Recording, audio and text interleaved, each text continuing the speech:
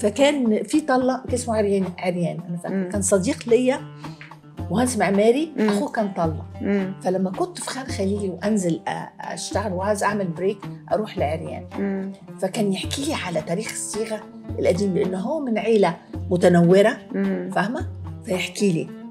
وبعدين مره قال لي تعالي اتغدي معانا، كانت اظن مراته اسمها ستيتا، هم مسيحيين.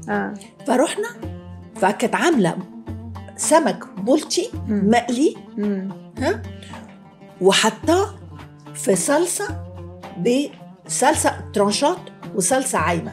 فالصوص بتاع السمك وعاملين جنبه رز الصياديه، فده تاكلي السمك وتاكلي الصوص بتاع ده. وقالت لي دي اكله قبطيه قديمه عشان صيام السمك. صيام السمك. هو كان من السمك البلطي هو سمك النيلي طبعا، فموجود في مصر كلها، وكان اسهل صيد عشان ما كانش البحر قوي، ما كانش القدماء المصريين بيطلعوا على البحر قوي يصطادوا، يعني كان النيل هو الاساس. فطبيخ السمك البلطي معظمه من تاريخنا القبطي عشان الصيام ده متسجل؟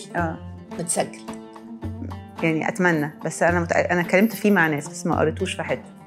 بس ده لازم حد، لو انت مهتمه بده اكتبي ده ويبقى كتاب لازم. في حاجات كتير. لا، ما هو تاريخ الاكل في مصر جزء من هويتنا.